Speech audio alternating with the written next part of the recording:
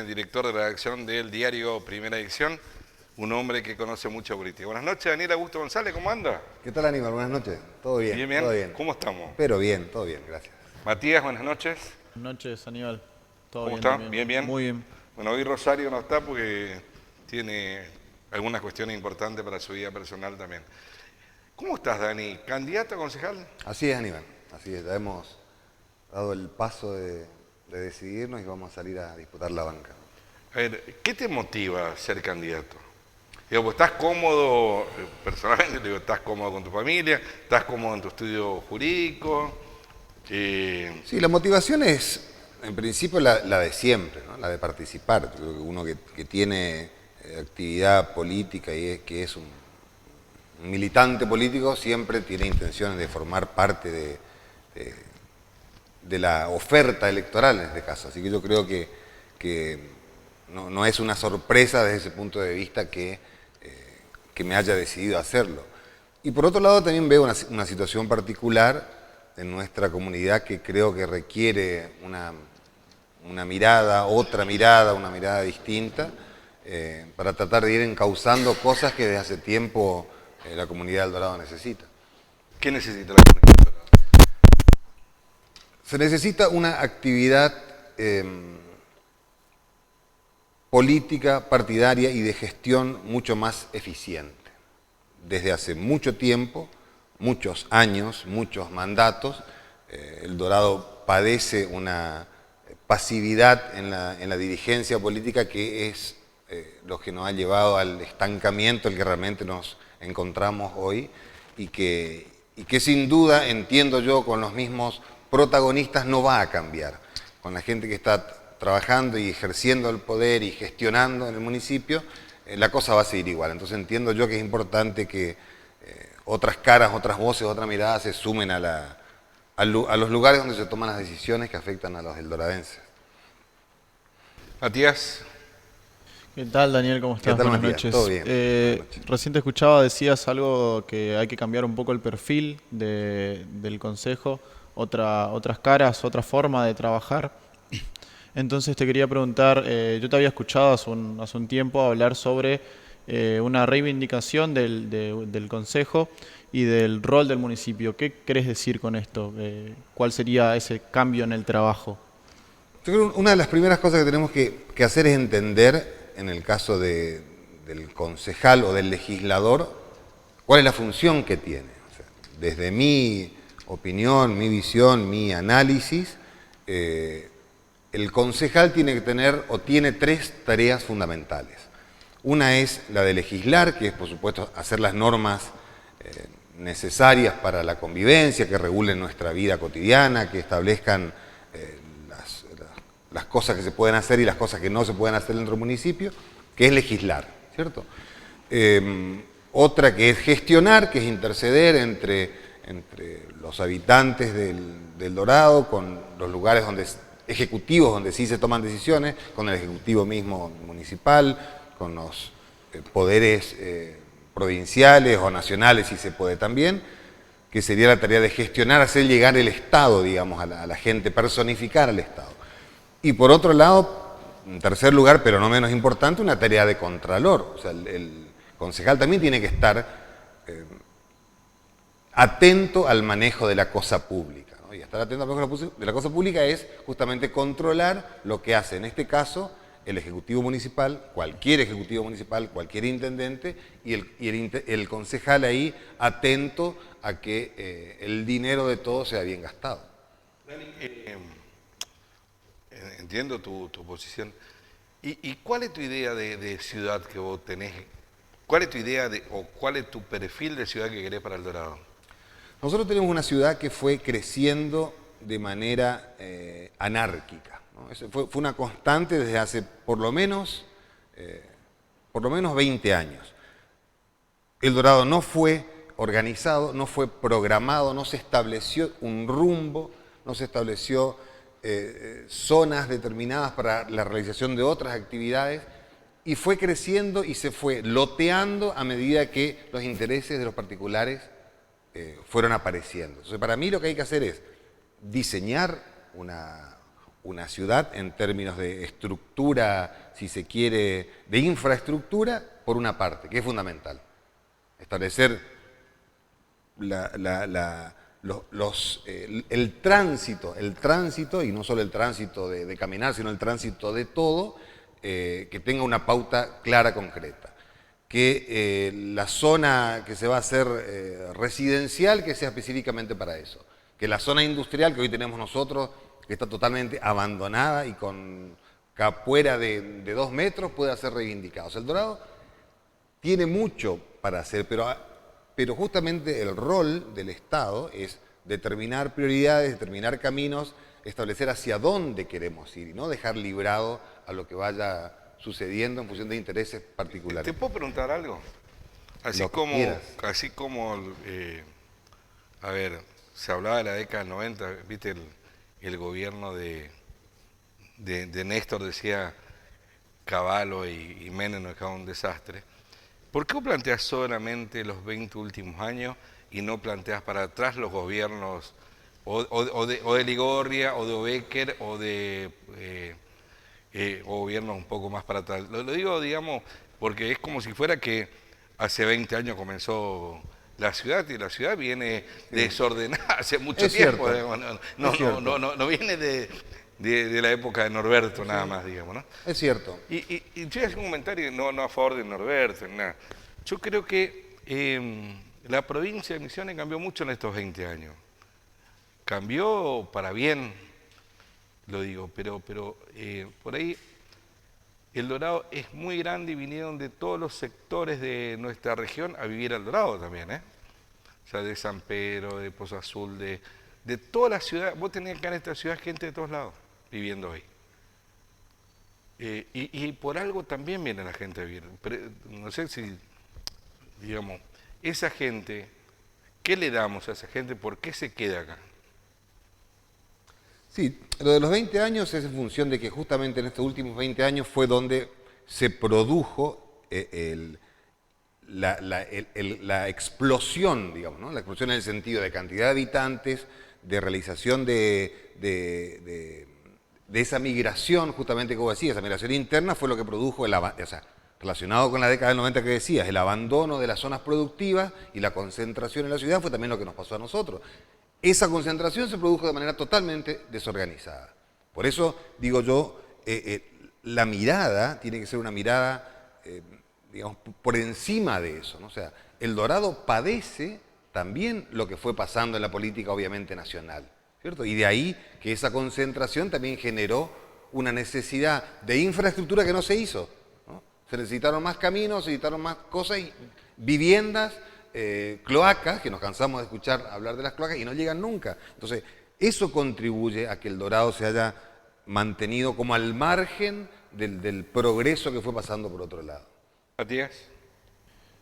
Daniel, una pregunta por ahí que tiene que ver más específicamente con tu candidatura ya a concejal es, ¿tenés pensado más o menos cómo vas a conformar tu equipo, un segundo concejal o demás? Tenemos pensado y tenemos gente que colabora con nosotros y que está hace mucho tiempo trabajando, pero en realidad la lista en sí no está definida todavía. Estamos conversando con gente y sectores para ver cómo la armamos. No hay nombres, sí, pero todavía están en veremos. Cana te diría quién va a ser el tercer hombre, digamos, ¿no? Que es fundamental. Puede ser, para lo que viene. No sé, no vamos a apurarnos tanto, ni queremos.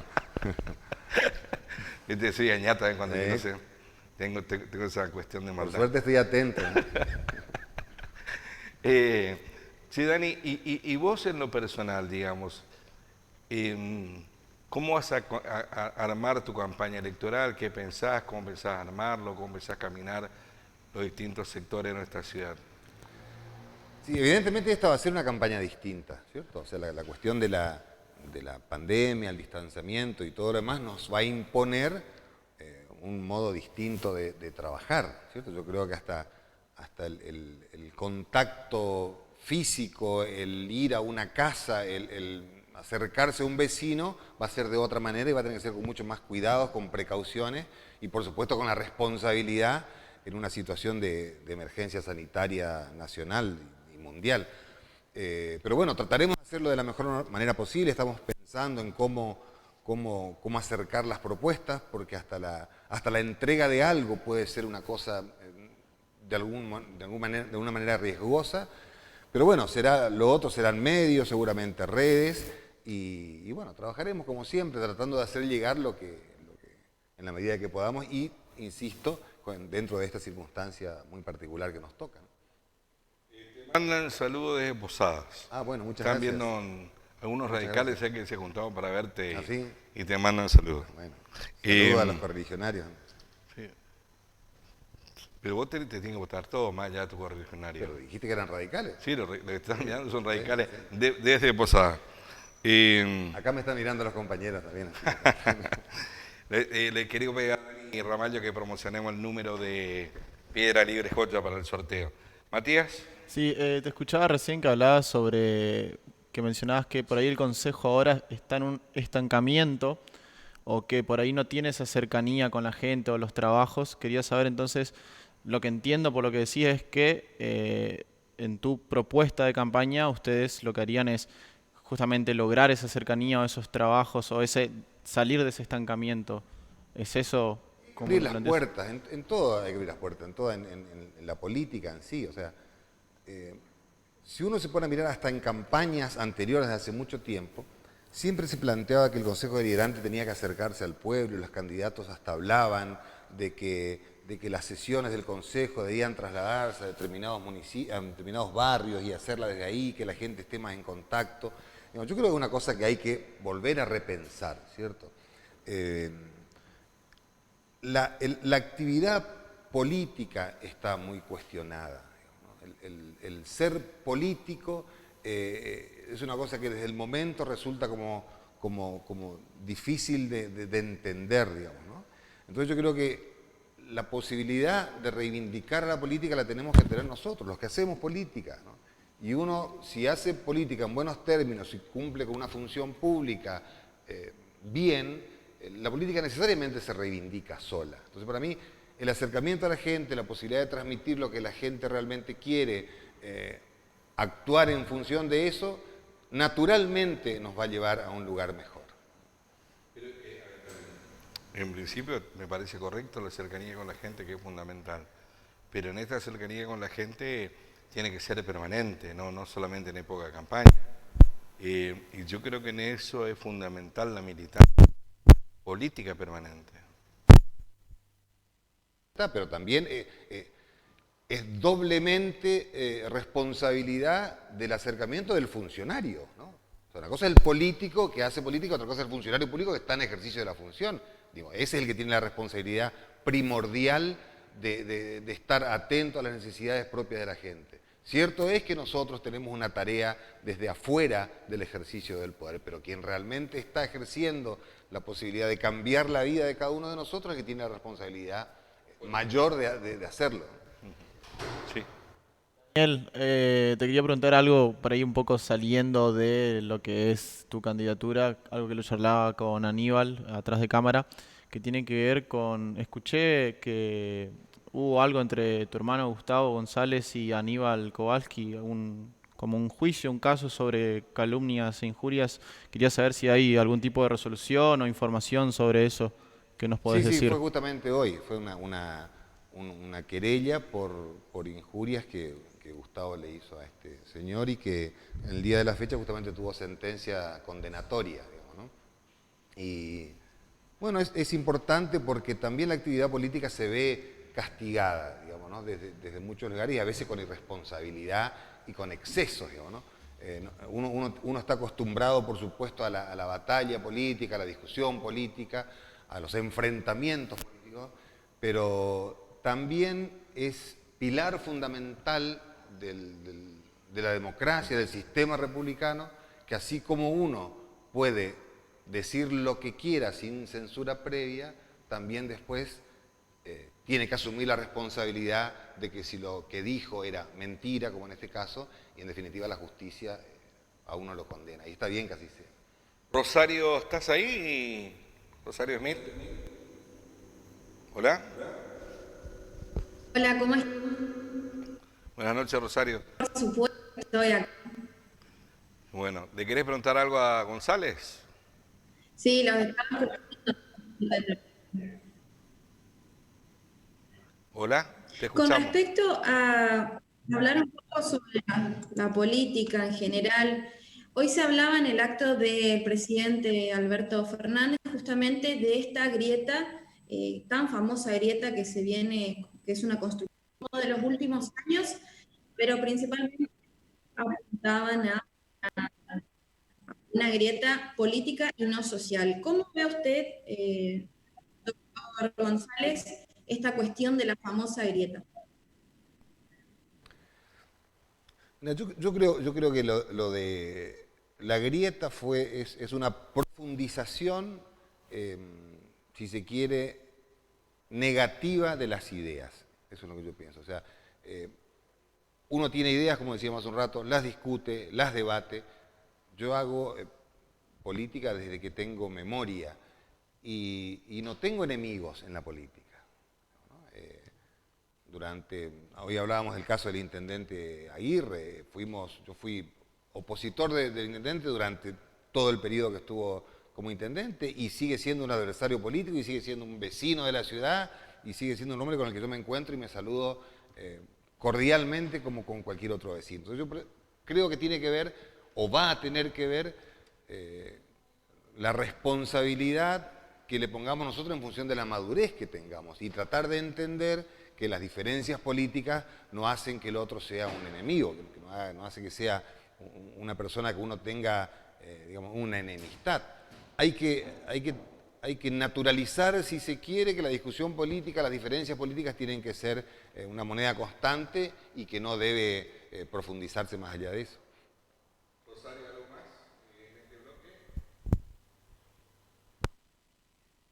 Al tema de la presencialidad que han arrancado las clases, ¿cómo ves esta cuestión sanitaria en las escuelas?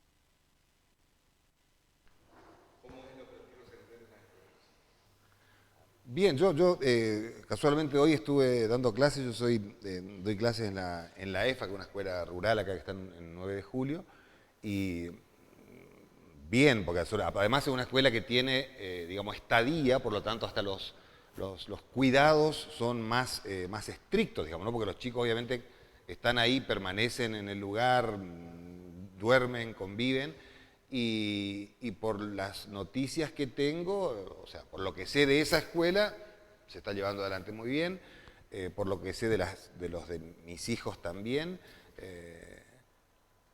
Sobre este punto yo creo que acá la cuestión de la pandemia, la cuestión sanitaria, justamente relacionando con lo anterior, es una cosa que no tiene que caer en la grieta. Digamos. Es una cosa demasiado grave como para que sea un elemento un eje de campaña. ¿No? Tenemos que sentarnos, analizar, discutir, si uno ve errores, los marca, pero la situación es tan grave, que no podemos fundamentar una campaña política en la cuestión sanitaria o en decir que la pandemia es responsabilidad de alguno. Esta es una cosa grave que está pasando en todo el mundo. Tenemos que ser cuidadosos todos. Nos dijeron desde hace un año lo que tenemos que hacer. Asumamos también nosotros como individuos cada uno la responsabilidad que tenemos. Nos dijeron disculpa Aníbal, usen barbijo, lávense las manos y mantengan 2 metros de distancia. No es muy complicado, no es mucho lo que nos pidieron, ¿cierto? También dijeron, y esto para ser franco, dijeron que la vacuna era un veneno, que la vacuna rusa era, digamos, que te iban a poner un chip.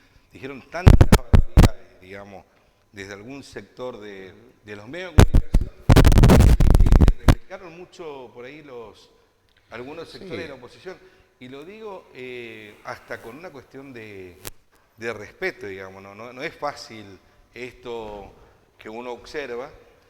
Y, por ejemplo, todos quieren aplicarse la vacuna hoy. Todo lo que decían que la vacuna era un veneno se están aplicando la vacuna hoy. Entonces también hay que tener una coherencia en el tiempo. Y no ser digamos, la grieta va de los dos sectores, no solamente un sector. No, a eso me refería, digamos, ¿no? Que no sea un tema que que profundice más la grieta todavía. Aparte tenemos que confiar en la ciencia también, o sea, ¿qué nos queda si no, cierto? Sé que hay movimientos antivacuna, hay gente que no cree en las vacunas y bueno, pero bueno, tendrán ellos sus propias consecuencias, digamos, ¿no? Hoy la vacuna es lo que el mundo estaba esperando y lo que ahora está tratando de inmunizar a la gente, así que confiemos en la ciencia y tratemos de que este tema tan grave no sea, digamos, tratado con mucha liviandad, ¿no? Rosario. Sí, y bueno, y también me gustaría saber cuál es tu referente político a nivel nacional que hoy, para tu opinión, tenga más peso político y más convocatoria. Mira, o sea, yo soy radical, milito en la Unión Cívica Radical y quiero que del radicalismo salga un candidato a presidente para la próxima. Hoy en día, justamente se están disputando internas en el radicalismo, hubo una en Córdoba, la semana que viene va a haber en la provincia de Buenos Aires, y se van a ir definiendo seguramente los nombres, van a ir apareciendo y se verán las candidaturas de acuerdo a eso.